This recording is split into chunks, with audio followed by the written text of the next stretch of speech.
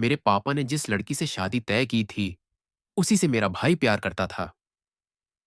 शादी की शहनाइयां बज रही थीं, लेकिन हमारे घर के अंदर एक भयानक तूफान खड़ा था। बाहर मेहमान हंस हंस कर बातें कर रहे थे, लेकिन अंदर कमरे में मेरा भाई मुझसे कह रहा था, रिद्दी, ये शादी नहीं हो सकती। मैं उसे प्यार करता हूं। मेरा दिल धक से रह गया। जिस शादी की तैयारियां महीनों से हो रही थीं, जिस लड़की को पापा ने आदित्य के लिए चुना था, वही लड़की भैया की मोहब्बत थी। मुझे समझ नहीं आया कि ये सब कब और कैसे हुआ।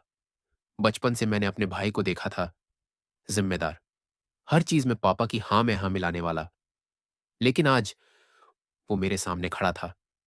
उसकी आंखों में बेबसी थी और उसकी आवाज कांप रही थी। मैंने खुद को संभालते हुए पूछा, तूने पहले क्यों नहीं बताया?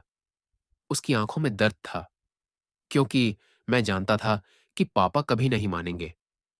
श्रुति और आदित्य बचपन से दोस्त थे, लेकिन कॉलेज में जाकर उन्हें एहसास हुआ कि उनका रिश्ता दोस्ती से कहीं बढ़कर है। जब आदित्य ने अपने प्यार की बात घर में बताने की हिम्मत जुटाई, तब तक बहुत देर हो चुकी थी।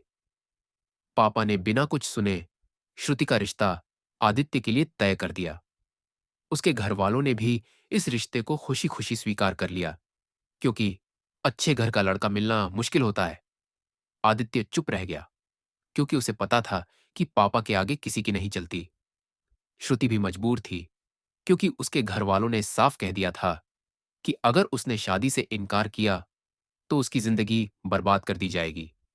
लेकिन आज, जब शादी के फेरे बस कुछ घंटों दूर थे, आदित्य की हिम्मत जवाब दे गई थी। उसने मेरी ओर देखा और बोला, रिद्धि, तू ही कुछ कर सकती है। उसकी ये बात सुनकर मुझे श्रुति का मैसेज याद आया, जो कुछ मिनट पहले ही आया था। रिद्धिमा, मैं कुछ करने वाली हूं, मुझे रोक लो। मेरे हाथ पांव ठंडे पड़ गए।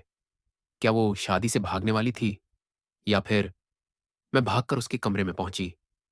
उसने लाल जोड़ा पहना हुआ था, लेकिन उसकी आंखों में आंसू थे। मेरी तरफ देखते ही वो फूट फूट कर रो पड़ी। अगर मैं मर जाऊं तो सबकी प्रॉब्लम खत्म हो जाएगी। उसकी आवाज सुनकर मेरा दिल दहल गया। नहीं, ये नहीं हो सकता था। उस पल मैंने तय कर लिया कि चाहे कुछ भी हो जाए, मैं इस शादी को रोकूंगी। मैं पापा के कमरे में गई और पहली बार उनकी आंखों में आंखें डालकर कहा, अगर आप आज जबरदस्ती ये शादी करवाएंगे तो 2 जिंदगियां बर्बाद हो जाएंगी। पापा भड़क गए। उनका गुस्सा 7वें आसमान पर था। बकवास मत कर रिद्दे, जो तय हो गया वो हो गया। मैंने भी उनकी जिद के आगे झुकने से इनकार कर दिया। पापा, अगर आज आपने मेरी बात नहीं सुनी तो मैं इस शादी में शामिल नहीं होऊंगी। घर में कोहराम मच गया। लेकिन इस बार मैं और मेरा भाई अकेले नहीं थे। घर के बाकी लोगों ने भी पापा को समझाया। बहुत बहस हुई, बहुत आंसू गिरे, और आखिरकार शादी रोक दी गई। श्रुति और आदित्य आज भी साथ हैं।